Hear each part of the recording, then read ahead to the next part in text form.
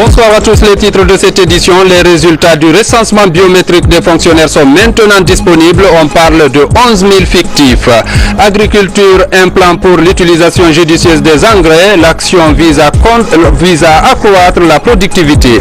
Les artistes rendent hommage aux victimes de Rogbané. 24 chanteurs viennent de concocter un single à cet effet. C'est tout pour les titres. Dans quelques instants, les détails. Casablanca, bonsoir à tous et bienvenue dans ce journal. Casablanca a abrité le forum Guinée-Maroc. L'enjeu était de faire découvrir le potentiel de développement de la Guinée aux investisseurs marocains, des investisseurs qui ont d'ailleurs affirmé leur engagement à venir investir en Guinée. Reportage de nos envoyés spéciaux Kabassouma et Thierno Ousmane Diallo. B2B entre opérateurs économiques, des hommes d'affaires qui échangent sur les possibilités de nouer des partenariats, c'est aussi cela le forum économique Guinée-Maroc de Casablanca. Pour beaucoup dans cette salle, aller en Guinée pour les affaires n'a jamais été une priorité, mais après les échanges, ils découvrent l'image d'un pays aux énormes potentialités économiques et naturelles où tirer profit de leurs investissements.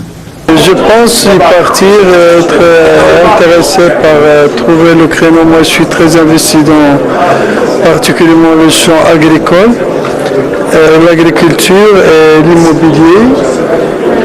Et probablement, ce sont des secteurs porteurs en Guinée que nous souhaitons développer avec des partenaires guinéens. Pendant que se tiennent les rencontres B2B entre les opérateurs économiques, le ministre guinéen, aux côtés de leur homologue marocain, partage les expériences dans des ateliers sectoriels, des séances qui donnent lieu souvent à de véritables débats, histoire de pleinement profiter de la rencontre. Nous envisageons de relancer notre industrie et nous envisageons de devenir un pays émergent. La Guinée, évidemment, nous avons besoin d'industrie de transformation, ce qui existe au Maroc. Cette forte présence des deux côtés témoigne de l'intérêt.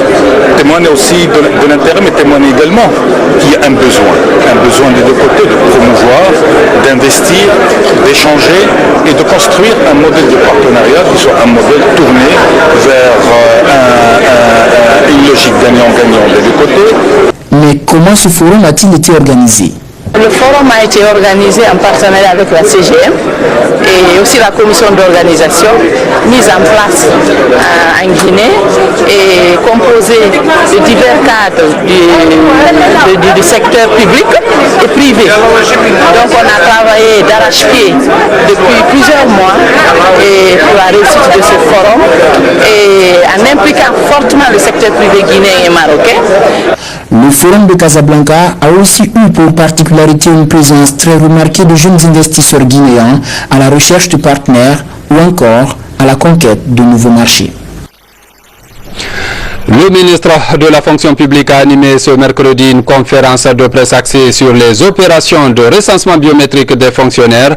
Il était entouré à cette occasion de quelques ministres, du représentant résident de la Banque mondiale et des cadres techniques du projet. C'est le ministère de l'économie qui a servi de cadre à la rencontre. Le point avec Alassane Diogobari.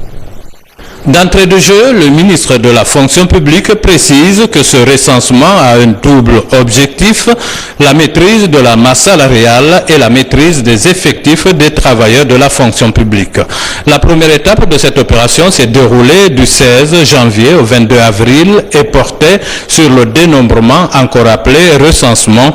Deuxième étape, l'identification ou enrôlement biométrique du 23 avril au 5 août 2014 et la troisième étape, la centralisation ou migration qui se déroule entre août et septembre. Les mois comptés depuis des mois, sinon des années, constituent des fonctionnaires fictifs. Les fonctionnaires qui vivent à l'étranger et qui émargent ici constituent des fonctionnaires fictifs. Ceux-là qui travaillent dans le privé, qui ne s'acquittent pas de leurs obligations professionnelles, sont des fonctionnaires fictifs. Parce qu'en fait, c'est le travail qui est payé, ce n'est pas le travailleur. C'est le rendement qui doit être payé. À cette étape de l'exécution du projet, il a été révélé qu'au moins 254 000 fonctionnaires émargent aussi bien dans le privé que dans le public.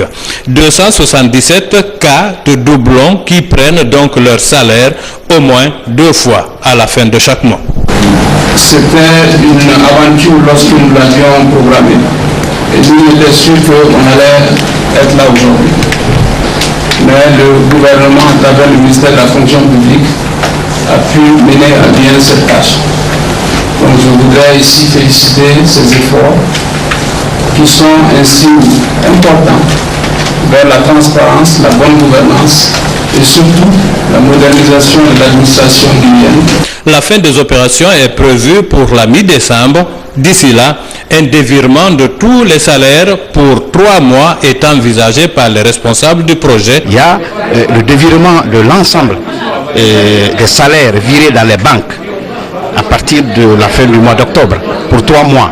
Donc ceux qui pensent que les gens sont à l'étranger, ils sont venus se faire recenser et repartir, je crois qu'avec ces mesures de consolidation, avec cette mesure de dévirement des salaires, ça va être très difficile pour eux. Je vois très mal quelqu'un quitter son emploi ailleurs, dans un pays européen ou américain, et venir s'asseoir, rester là pendant 3 mois simplement pour toucher $200.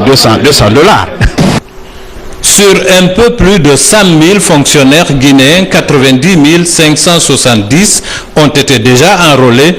2335 restent à l'être, une première étape qui a déjà permis d'économiser 245 milliards de francs guinéens au budget national. Les résultats provisoires de l'identification biométrique des fonctionnaires et contractuels permanents de l'État donnent plus de 11 000 fonctionnaires non enrôlés. C'est ce qui ressort de cette publication. L'impact financier est estimé à plus de 244 milliards de francs guinéens. Voyons tout cela avec Baba Kouyaté. Après le lancement de la deuxième phase de l'assainissement du fichier de la fonction publique au mois d'avril dernier, les résultats sont éloquents. 11 000 fonctionnaires non enrôlés sont considérés comme fictifs. À la fin du processus, si le résultat est confirmé, l'enjeu économique est plus de 244 milliards de francs guinéens par an. Je crois qu'il y a quelque chose de 20 milliards environ comme salaire mensuel. Ces 20 milliards cumulés sur une année, on peut aller dans les 200 et quelques milliards de francs guinéens que l'État dépense comme en termes de salaire pour ces fonctionnaires qui jusqu'à maintenant ne sont pas encore présentés pour l'enrôlement. Sur les 17 000 travailleurs assurés sociaux de la Caisse nationale de sécurité sociale, par exemple, les techniciens ont expérimenté un échantillon de 60 travailleurs. Ces résultats révèlent que 254 travailleurs émergent à la fois à la fonction publique et dans le secteur mixte et privé.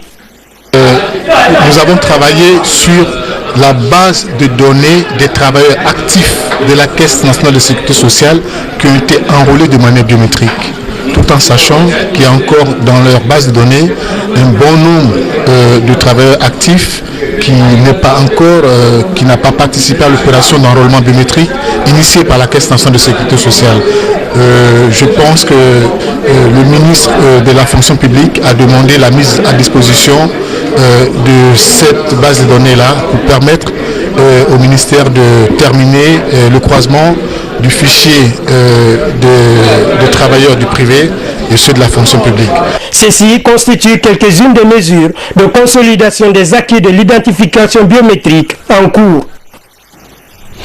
Dans le secteur agricole, l'Institut de recherche agronomique de Guinée vient de mettre en place une stratégie permettant l'utilisation judicieuse des engrais, des herbicides et autres produits phytosanitaires importés par le gouvernement.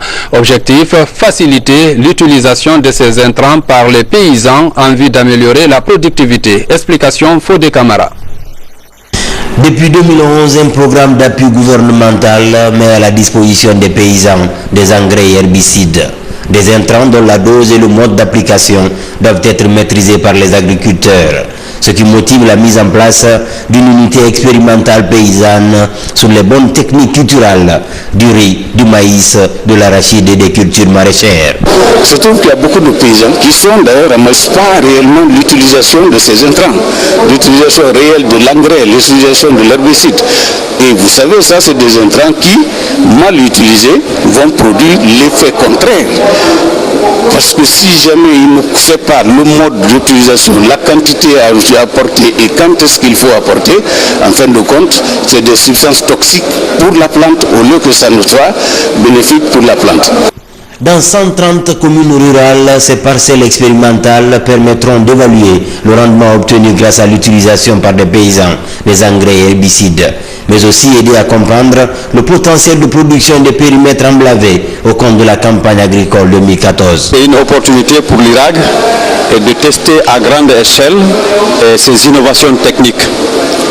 Et si vous voulez, c'est la dernière phase de l'évaluation des technologies.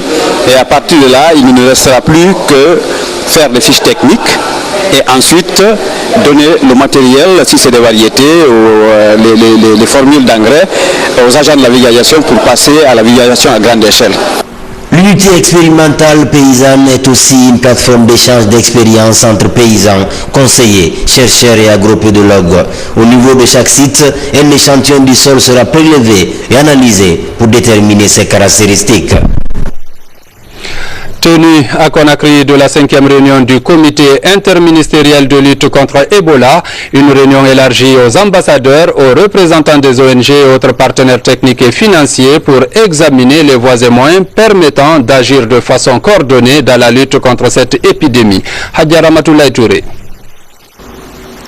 Agir de façon coordonnée et solidaire dans la lutte contre l'épidémie de fièvre hémorragique à virus Ebola est la toile de fond de cette rencontre.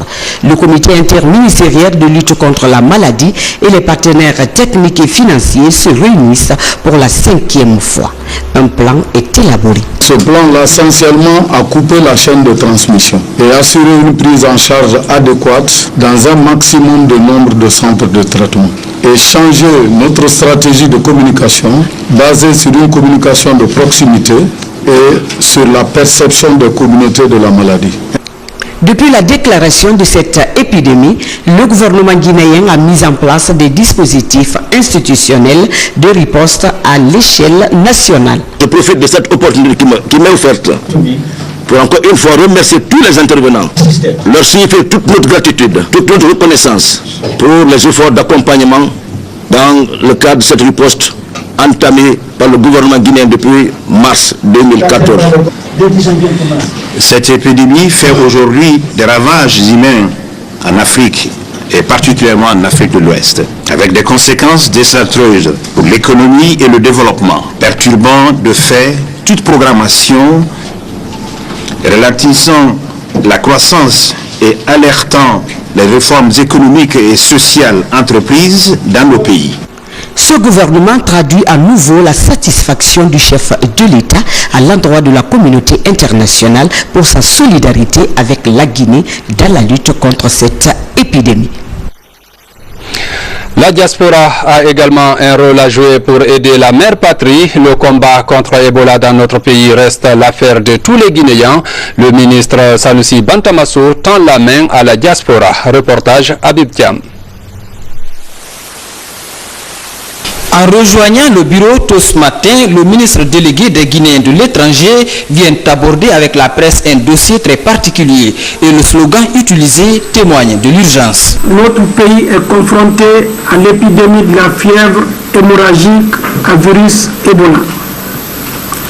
Partie du sud du pays, aujourd'hui elle s'est propagée à plusieurs préfectures. Donc l'air est grave. La patrie ou la mort, nous vaincrons Ebola. Dans cet élan d'espoir sur fond de combat contre le virus, le ministre délégué des Guinéens de l'étranger dit attendre le soutien de la diaspora. L'épidémie est devenue nationale et sous-régionale. C'est pourquoi je voudrais, au nom du chef de l'État, m'adresser à vous, chers compatriotes de l'étranger, pour vous inviter à vous joindre à nous afin d'accompagner les efforts du gouvernement dans la lutte contre cette épidémie. Du côté de la Belgique, l'ancien boxeur guinéen Lansana Diallo a donné le ton de l'assistance face au virus Ebola. Et mon objectif, c'est que tous ensemble on mette Ebola KO. C'est pour ça que je suis venu, pour remettre du matériel de prévention spécifiquement pour lutter contre cette terrible maladie, pour l'empêcher de continuer à progresser. Une épidémie qui suscite désormais la mobilisation de toute la communauté internationale.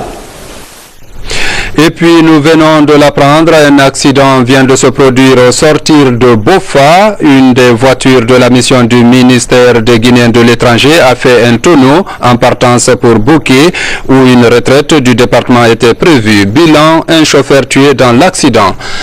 Un protocole d'accord révisé vient d'être signé entre le département de la défense de la Guinée et celui des forces armées populaires de la République démocratique de Corée. L'accord porte sur l'envoi des médecins nord-coréens qui vont servir dans les différentes structures sanitaires des armées guinéennes. Compte rendu, sergent Alassane Diaby. Cette coopération vieille de 29 ans requiert une réadaptation aux besoins actuels de la médecine moderne. La signature de ce protocole d'accord révisé s'inscrit dans cette logique. Il prend en compte toutes les préoccupations des deux parties. Je crois que la signature aujourd'hui des accords révisés entre nos deux ministères marque une expression très significative pour le développement des relations de coopération entre nos deux pays fraternels. Cet échange d'instruments juridiques entre le directeur de cabinet du ministère de la Défense nationale, représentant du chef de département et l'ambassadeur de la République populaire démocratique de Corée donne une nouvelle dynamique aux relations de coopération entre les deux États, notamment dans le domaine de la santé des armées. Cette adaptation devrait permettre aux deux parties d'assurer la pérennité d'une relation qui a valeur d'exemple. Très prochainement, une équipe de médecins nord-coréens est attendue à Conakry. Ces médecins vont prêter leurs services dans les différentes structures sanitaires des armées. Ebola pour bouter l'épidémie hors de nos frontières. La COEP entendait la coalition de l'opposition extra-parlementaire pense que les Guinéens doivent se lever comme un seul homme. C'est du moins ce qu'on peut retenir de la déclaration de son porte-parole. Il est au micro de Abdul Karim Kamara. La COEP, coordination de l'opposition extra-parlementaire, invite les Guinéennes et les Guinéens à savoir et surtout comprendre que la maladie est là et bien là. Elle est comme toute autre maladie, à l'exception que sa propagation est fulgurante et parfaitement adaptée à nos habitudes et à notre mode de vie. La COEP exprime au gouvernement et au président de la République sa volonté patriotique de contribuer efficacement à toute action concourant à l'atteinte de cet objectif majeur et prioritaire. La COEP remercie les structures nationales, les partenaires extérieurs et la communauté internationale pour les efforts déjà consentis et sollicite davantage leur implication et leur soutien financier et technique. Les cadres de l'administration électorale viennent de boucler une formation axée sur la gestion du cycle électoral, une façon pour la CENI, Commission électorale nationale indépendante, de mieux préparer ses hommes à aborder les futures élections. Compte rendu Makeme Donzo. Ils sont au nombre de 126 personnes composées de commissaires, assistants techniques et agents de sécurité, tous de la Commission électorale nationale indépendante à suivre la série de formations des formateurs. Une session basée sur la gestion axée sur les résultats, JAR en abrégé. L'objectif de cette formation est de qualifier le personnel et l'administration électorale que nous voulons mettre en place en leur donnant une formation sur la gestion axée sur les résultats. Cela nous a permis de nous doter déjà au sein de la CENI, du moins après la CENI, de se doter d'un corps de professionnels et de praticiens sur lesquels on peut bâtir pour continuer, n'est-ce pas, cette œuvre de construction d'une administration professionnelle. La formation a permis aux participants d'améliorer leurs connaissances dans la qualification d'une élection. Comprenons aujourd'hui qu'une organisation est une communauté vivante et active dans laquelle les bonnes relations de collaboration entre les divers acteurs sont déterminantes pour la performance de notre institution. Ce faisant, nous partageons et hiérarchisons efficacement le travail au sein de la CENI, tout en engageant les hommes et les femmes dans l'action à l'utilisation des compétences et la volonté d'agir en équipe. Cette formation amène les travailleurs de la CENI à mesurer une fois encore les enjeux et les défis qui les interpellent dans l'organisation des élections dont ils ont la mission. L'île de Kassa, érigée en sous-préfecture par le chef de l'État, professeur Alpha Condé, cette localité a connu hier l'installation de son premier responsable. Son nom, Lansana Kassasouma, cet agent de développement a désormais la lourde tâche de coordonner les services publics et animer la vie socio-économique de cette localité. Le récit avec Mohamed Lamine Kamara. Presqu'île de Kaloum, l'archipel des îles de Los. Depuis le 5 mai dernier, ce territoire est érigé en sous-préfecture par décret. Kassa devient ainsi la 305e sous-préfecture du pays. La nouvelle circonscription territoriale a environ 15 000 habitants. 5 mois après la création de la sous-préfecture de Kassa, une délégation du ministère de l'administration du territoire, du gouvernement de Conakry et de la commune de Kaloum procède à l'installation du premier sous-préfet de la localité dans une ambiance de gaieté.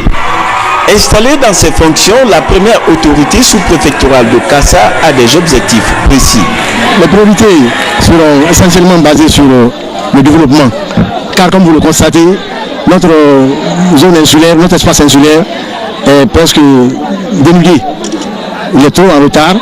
Donc, d'entrée de jeu, nous allons nous atteler à réaliser des infrastructures économiques,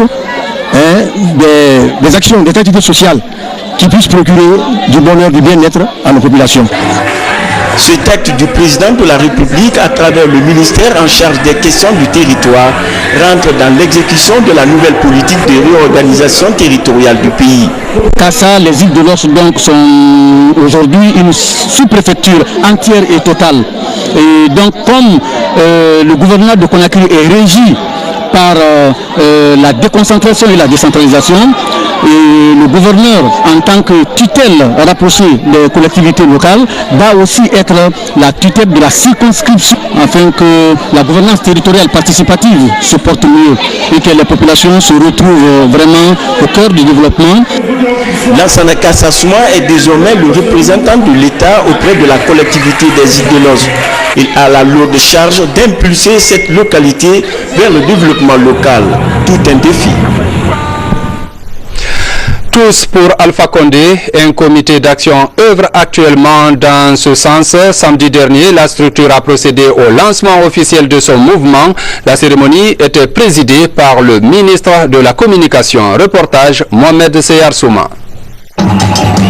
C'était sous une pluie battante, les pieds dans la boue, que ces jeunes déterminés à soutenir les actions du président de la République ont lancé leur activité ici dans le quartier Afia 2, commune de Dixine. Pour ces jeunes réunis au sein du comité d'action politique Tous pour Alpha Vision 2015, l'heure est à la mobilisation pour d'abord vaincre l'épidémie Ebola et ensuite se mobiliser pour la réélection du professeur Alpha Condé en 2015.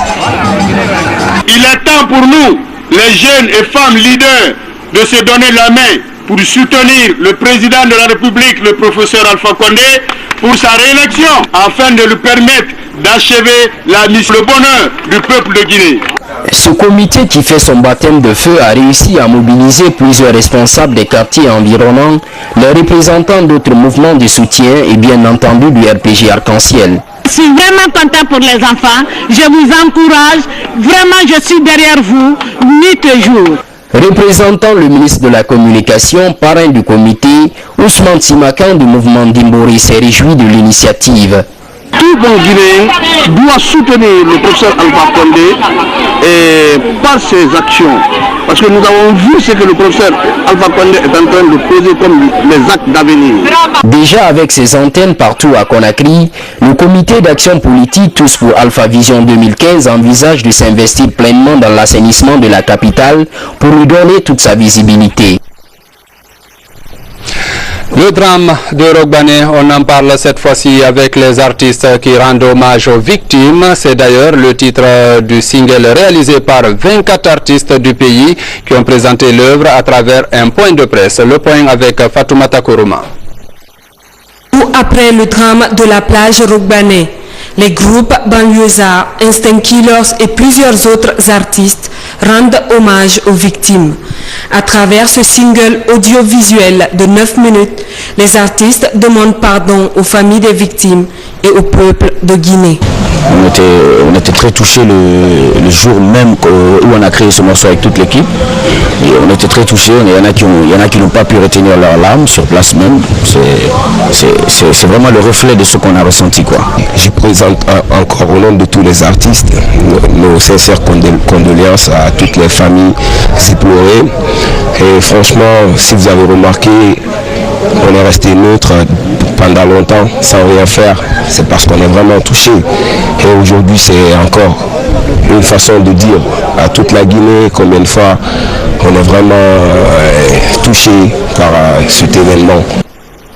L'initiative est soutenue par les opérateurs culturels, avec qui ils conjuguent le même verbe. Le drame de Rogbane, aujourd'hui les artistes de Guinée, les hommes de culture, opérateurs culturels, managers se sont réunis parce qu'il le fallait. Il y a eu beaucoup d'actions qui ont été menées pour pouvoir sensibiliser, pour pouvoir faire comprendre que les opérateurs culturels qui sont à la base, quand je dis à la base, et qui ont invité le public à participer à ce grand événement, et déplorent ce qui s'est passé.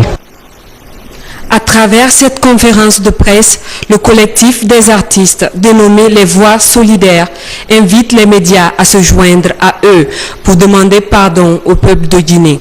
Ils plaident également pour leurs amis en conflit avec la loi depuis le drame. La Miss et le Mastaboro de cette année sont désormais connus. Safiatou Emma et Emmanuel Joumanigui sont les deux élus de cette compétition qui est à sa 9e édition, l'un des plus grands concours de beauté dans notre pays. Les temps forts de cette cérémonie, commenté par Mamadou Alpha Baldé. Ebola oblige, il faut se laver les mains pour accéder à la salle. C'est la 9e édition Miss et Mastaboro. Le palais du peuple affiche complet, 40 candidats, série garçons et filles se mesurent sur scène. En tenue olympique et traditionnelle, chaque candidat tente d'exprimer sa beauté physique et intellectuelle. Devant un public passionné, le jury déclare Safiatou Emma Diakité du groupe scolaire Hadjabibatou Tunkara et Emmanuel Joumanigui, candidat de Kamsar, Miss et Mastaboro pour cette année. Je suis très émue, je suis très contente, je ne sais comment éprouver mes sentiments, d'enthousiasme et tout. Je ne pourrais que remercier les membres de la SAISCOM et bien sûr ma famille et tous ceux qui ont voulu m'accompagner de près ou de loin. Et en même temps ceux qui m'ont soutenu physiquement, moralement et tout. Merci, je suis vraiment contente. Avoir un tel honneur, c'est pas une petite affaire. Je sais que cette banderole va beaucoup marquer ma vie. Et je suis tellement content de plus. Car j'ai montré l'image de ma ville et comme ça. Organisé par la SAISCOM, ce concours de beauté réunit chaque année des élèves venus de tout le pays. Objectif, valoriser davantage la culture guinéenne au niveau local et international. Sport, le comité national olympique et sportif guinéen informe l'ensemble de la famille sportive guinéenne, les institutions internationales et la société civile que la conférence de la commission sport et paix prévue le 13 septembre 2014 au Palais du Peuple est reportée à une date ultérieure à raison de l'épidémie de la fièvre hémorragique Ebola. Sport toujours dans le cadre des éliminatoires de la CAN Maroc 2015, le Sili a effectué sa deuxième sortie à Kampala, c'est en Ouganda. Le Sili a perdu ce match par 2-0. On reçoit pour vous Oumar Dieng, chef de service sport de la RTG. Monsieur Dieng, bonsoir. Bonsoir. Le Sili a perdu. Est-ce que vous pouvez nous dire dans quelles conditions le Sili a joué ce match? Bon, il faut le dire tout de suite. Le Sili national a joué dans des conditions extrêmement difficiles. Vous savez, tout au début, même contre le Togo, l'équipe guinéenne était amputée de 6 joueurs titulaires. Et pour ce match contre l'Ouganda, l'équipe ougandaise à Kampala, il n'y avait qu'un seul des 6 qui a pu rallier l'équipe, c'est le capitaine Kamil Zayat, donc tous les autres sont restés absents, et c'est surtout les conditions de séjour de l'équipe guinéenne, selon les informations que nous avons lues sur le net.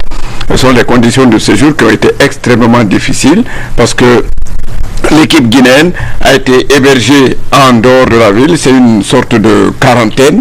Donc pour rallier le stade Mandela de Kampala, c'était quand même toute une cascade, parce que c'est sur une piste accidentée en dehors de la ville. Donc venir au stade, c'est tout un marathon. Mais à cela aussi s'ajoute que la délégation guinéenne a été amputée de supporters, amputée de certains officiels, amputée même des journalistes. Il n'y a que le président de la Fédération guinéenne de football qui a été admis en dehors des 25, c'est-à-dire les joueurs et leur encadrement, et tout simplement, certainement par méfiance préventive par rapport à la propagation du virus de la fièvre Ebola. Mais je m'empresse de préciser tout de suite, puisque le président de la République lui-même, le professeur Alpha Condé, nous le demandait hier d'expliquer les mesures préventives. Je dis, ce n'est pas par rapport à 11 joueurs contre 11 que la CAF a pris des mesures préventives qui consistent à délocaliser. Donc on n'avait pas à se méfier d'une délégation de 35 personnes qu'on pouvait couvrir médicalement. Mais c'est le mouvement des foules à la rentrée au niveau des stades et à la sortie des stades à l'occasion des rencontres de football.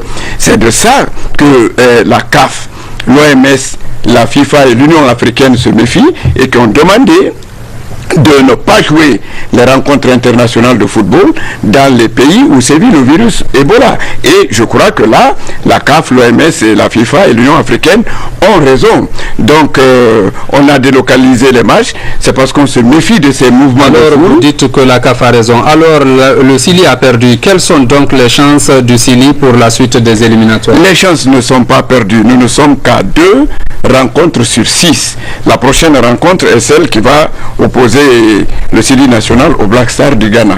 Bon, il est évident, tel que la situation épidémiologique évolue chez nous, ce match-là va être délocalisé au Maroc, mais il faudra absolument le gagner. Il faut que le 5 octobre prochain, le Sili national puisse renverser la vapeur et puisse donc battre le Ghana. Parce que dans la situation actuelle, l'Ouganda est premier avec 4 points, goal average de plus 2. Le Ghana est deuxième avec 4 points, goal average plus 1. La Guinée est troisième avec 3 points et le Togo ferme la marche avec 1 point. Mais si on parvient à battre le Ghana le 5 octobre, nous deviendrons premier ou tout au moins deuxième, parce qu'au même moment, le Togo va se déplacer pour Kampala. Et là, les Ougandais ont toutes les chances de gagner et de préserver la première place. Donc si je comprends bien, il faut forcément battre le Ghana. Il faut absolument battre le Ghana. Ça va être un tournant décisif le 5 octobre prochain au Maroc. Et vous savez, il y a une série, une cascade de 2 matchs par mois, et au cours de ce même mois d'octobre, le Sili va se déplacer pour Accra. Il y a Guinée-Ghana au Maroc et Ghana-Guinée à Accra, mais ce sont des matchs à ne pas perdre. Mais surtout le match que l'on joue à domicile et qui va être délocalisé donc au Maroc. Et il y a aussi les autres matchs, parce que tout match gagné donne 3 points, même si vous le remportez sur le terrain de l'adversaire. Il y a le match Togo-Guinée qu'on va livrer à Lomé, toujours au mois d'octobre, et toujours mais cette fois au mois de novembre. Et le tout dernier match, c'est Guinée-Ouganda, normalement au stade du 28 septembre ici à Conakry. C'est une occasion pour nous aussi. Mais qui risque, bon, on verra l'évolution de l'épidémie. En tout cas, il y a Guinée-Ouganda, le tout dernier match, et je pense que là aussi on peut faire le gain de 3 points, parce qu'entre nous et l'Ouganda, il faut le rappeler dans le palmarès, dans les éliminatoires de la CAN, l'Ouganda nous a toujours battu à Kampala, mais à Conakry, le Sili national aussi a toujours gagné. Donc il faut forcément que le Sili remporte la victoire face au Black Star du Ghana. Mesdames, Messieurs, c'est tout pour cette édition. Merci de votre aimable attention et bonne suite de programme sur la RTG.